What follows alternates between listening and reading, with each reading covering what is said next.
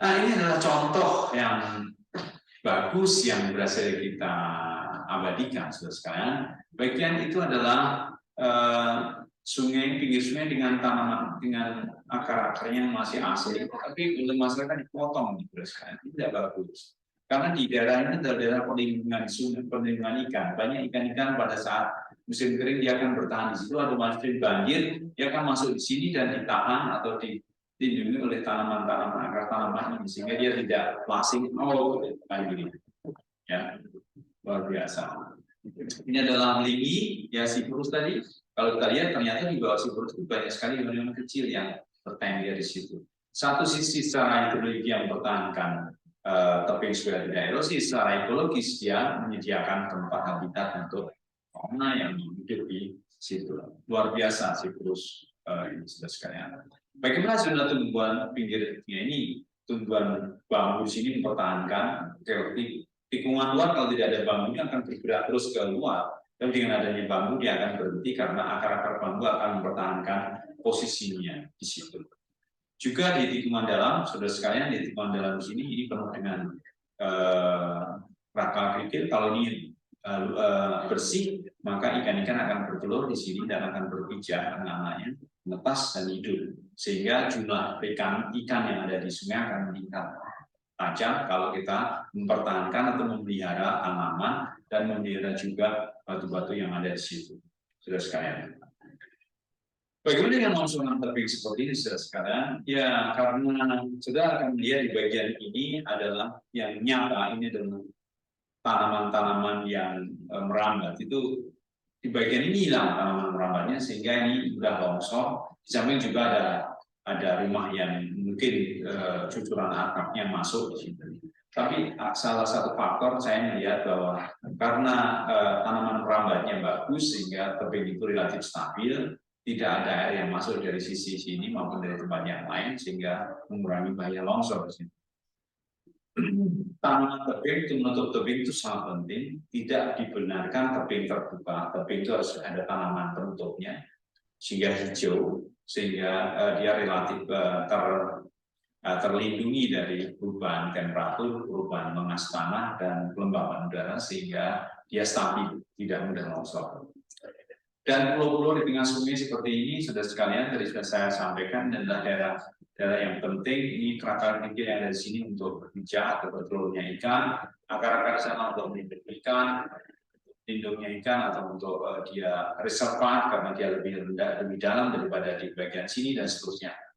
Ekologi luar biasa bagi sungai untuk bisa memelihara sungai sendiri. Sebenarnya sungai itu sudah mempunyai komponen-komponen untuk memelihara dirinya sendiri, baik dari ekologinya maupun hidrologinya, saudara sekalian. Ketika manusia datang, dia ingin melakukan perubahan-perubahan dengan nama konservasi. Tapi karena pendekatannya masih hidrolik murni, belum ekohidrolik, saudara sekalian, maka yang terjadi justru dengan pasangan batu, dengan semen, dengan beton sepanjang alur sungai itu akan merusak hidrolika sungai sendiri dan merusak ekologi sungai itu sendiri. Saudara sekalian, ini adalah contoh yang sangat menarik. Ya, ada batu-batu kecil di pinggir sungai, kerakal kerikil, gitu. Ya, kalau batu-batu kecil ini penuh dengan sedimen, tidak ada rongga-rongganya, maka dia tidak berfungsi secara ekologi.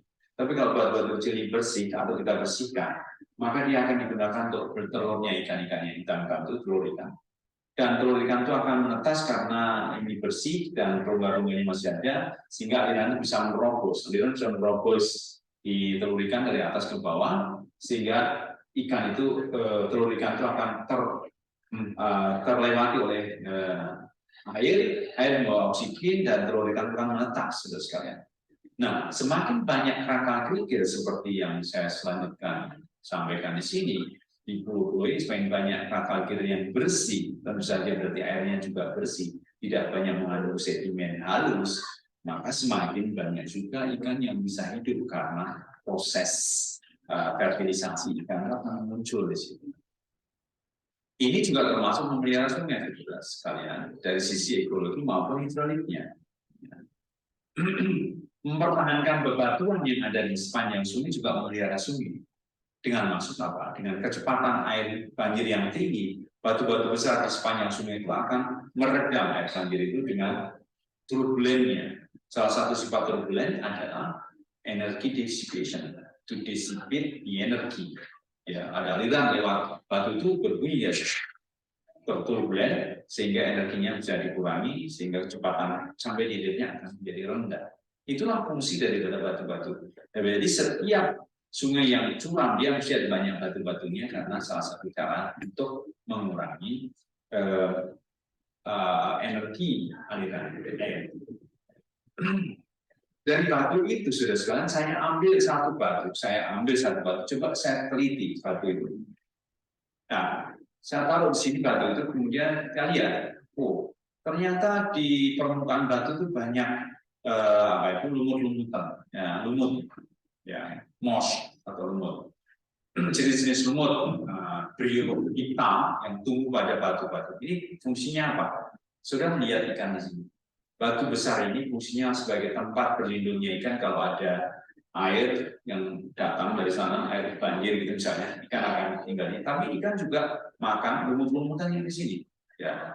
Sehingga antara batu dengan ikan itu simbiosis sekalian, mutualisme. Ya.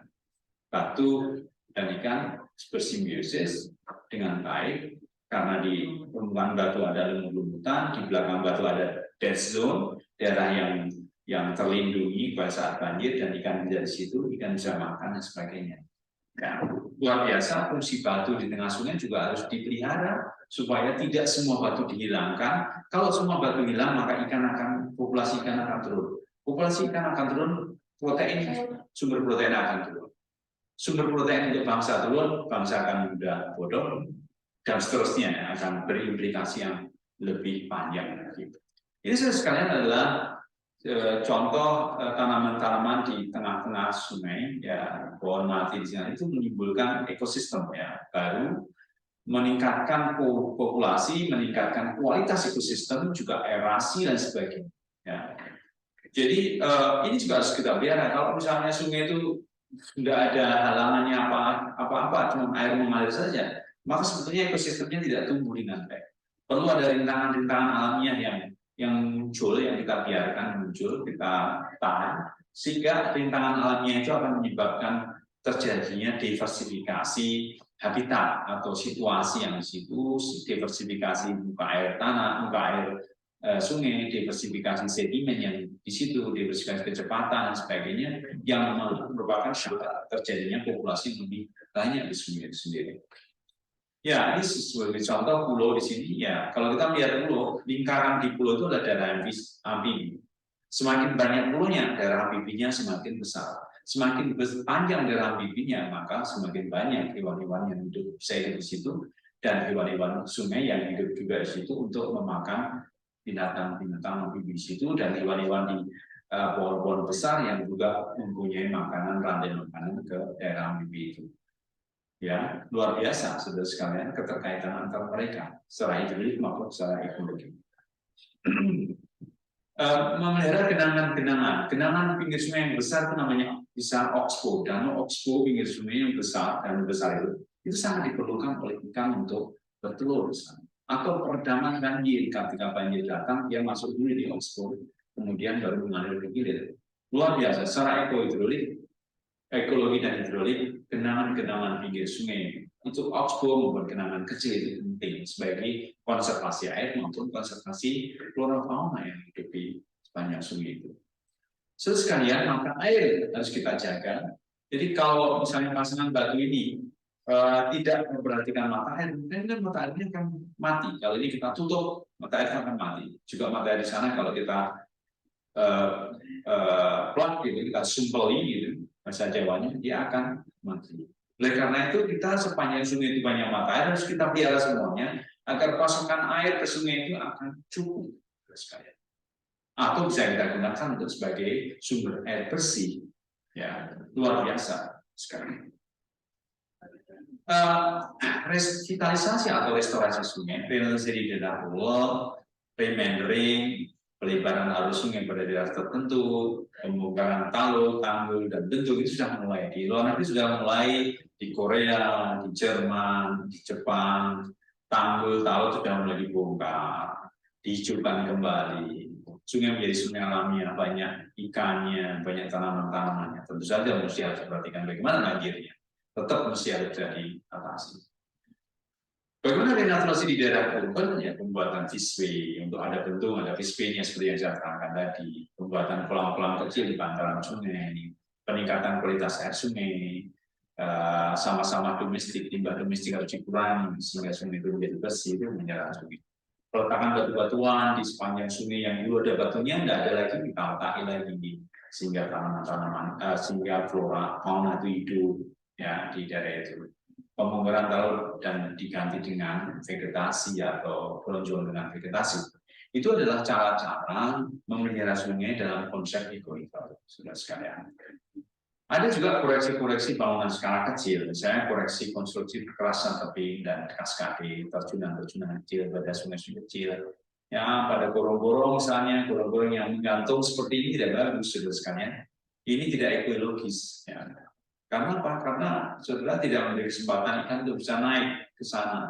Ya. Turun iya, tapi naik tidak bisa. Padahal ikan punya sifat naik turun sepanjang sungai itu. Ya, oleh karena itu maka yang ekologis adalah burung-burung yang tenggelam seperti ini, sehingga memudahkan fauna aquatik untuk berlalu lalang di sepanjang sungai yang bersangkutan, meskipun sungai kecil. Juga gorong-gorong yang sangat curam seperti ini, airnya curam sekali, itu juga tidak bagus karena menghindarkan atau menghalangi semua aquatic fauna untuk bisa migrasi ke atas. Sehingga harus kita buat kaskade seperti yang kemarin, kaskade sehingga seluruh fauna baik itu kata, ikan, ular dan segala udang, kepiting itu bisa naik ke atas lebih mudah. Sudah sekalian. Nah, burung-burung juga perlu ada bantaran kecil sehingga banyak fauna sungai yang bisa beristirahat di sini dan berenang lagi dan seterusnya. Ya. Nah, ini adalah sipon, ada fish-nya, ada sipon di sini ada fish, sehingga ikan masih bisa lewat di sini, tidak harus mengikuti sipon. Kalau ikut sipon mungkin dia tidak bisa kembali lagi, ya ikan tidak mampu ya. Ya kalau alirnya terlalu berat, gitu. Ya dia harus dibuatkan fish-way yang melingkar sehingga dia tetap bisa ke atas kalau melewati sebuah rintangan. Ya, apartemen yang sempit yang menyebabkan air itu menjadi sangat kencang sekali itu harus dihindari, harus dilebarkan sehingga alirannya adalah aliran subkritis sehingga ikan masih bisa naik ke atas melewati aliran subkritis tadi. Kalau aliran sudah meluncur superkritis sangat cepat, maka tidak mampu ikan itu menembus itu, sudah sekalian. Nah, ini ada jembatan yang ada bantaran kecilnya, batu-batu ini jembatan, di sungainya ada di sini. Batu-batu kecil itu penting ya, sudah sekalian. Batu-batu kecil yang ada di kanan kiri ini penting sekali ya.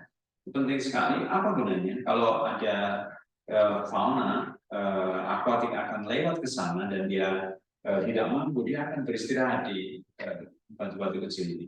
Beristirahat, kemudian jalan lagi ke atas. Ini sederhana sekali, tapi ini merupakan pemeliharaan sungai yang relatif penting.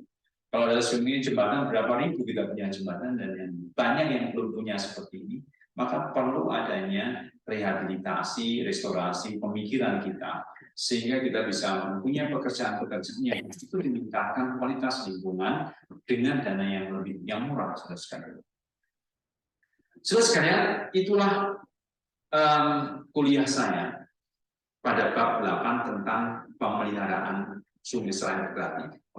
Sudah saya jelaskan banyak hal tentang pemeliharaan sungai integratif dan saudara bisa mencari literatur sendiri untuk lebih mendalami dan lebih mempunyai banyak informasi tentang pemeliharaan sungai dan integratif. Tapi yang penting adalah saudara harus mencoba turun ke lapangan, turun ke sungai, coba meletakkan satu batu, diamati seminggu, 2 minggu apa yang terjadi di situ, dan lain sebagainya, sehingga ilmu saudara bukan ilmu informasi saja, tapi ilmu yang benar-benar sudah menginternalisasi dalam diri Anda, sehingga Anda benar-benar menjadi orang yang tahu dan tahu persis dan sudah mengalami apa yang saudara tahu.